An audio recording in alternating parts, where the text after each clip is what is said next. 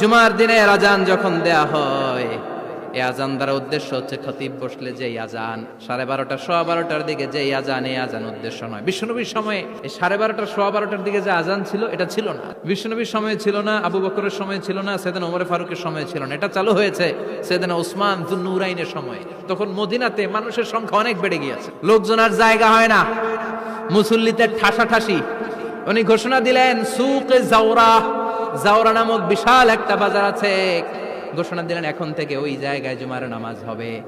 মানুষ যেন আগ থেকে প্রস্তুতি নিয়ে আসতে পারে, এজন্য জাওরা নামক বাজারে উনি আর একটা আজান দেওয়ার প্রচলন করলেন। সুবহানাল্লাহ। সেখান থেকে আজ অবধি আমরা এই অতিরিক্ত আজানটা দিয়ে, এটা নবীর সুন্নাত না, এটা সাহাবীর সুন্নাত। বিশ্বনবীর সুন্নাহ মেনে নেওয়া যেমনি আবশ্যক, 4 খলিফার থেকে পাওয়া সুন্নাতগুলো মেনে নেওয়া আবশ্যক। বিশ্বনবী বলেন আলাইকুম বিসুন্নতি ওয়া সুন্নাতিল খুলাফায়ে আর রাশিদিন আল মাহদিয়িন, আমার সুন্নাত ধরবা।